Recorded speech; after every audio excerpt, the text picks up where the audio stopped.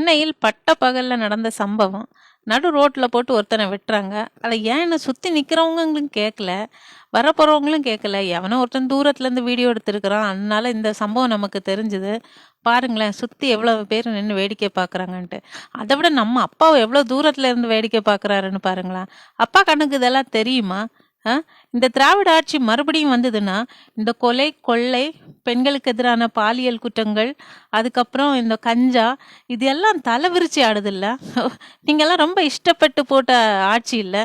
எல்லாரும் போய் அங்க ஒரு குத்து குத்திட்டு வந்தீங்களே, அதனால தான் இவ்வளவு சிறப்பா அமையுது. இது எவனோ ஒருத்தனுக்கு நடக்கிறதுனால நாம கடந்து போறோம். அதே நம்ம வீட்டில் இருக்கிறவங்களுக்கு இந்த மாதிரி ஒரு சம்பவம் நடந்ததுன்னா, இதே மாதிரி தான் எல்லாரும் கை கட்டி வாய் பார்த்துட்டு கடந்து போயிட்டே இருப்பீங்களா? பாருங்களேன், அத்தனையும் போதே ரவுடி கும்பல் வந்தவனா சோழியை முடிச்சிட்டு கிளம்பி போயிடுறானுங்க. இதை எந்த மீடியாவாவது எடுத்து பெருசு பண்ணுதா? இல்லை இதுக்கு ஏதாவது டிபேட் பண்றாங்களா?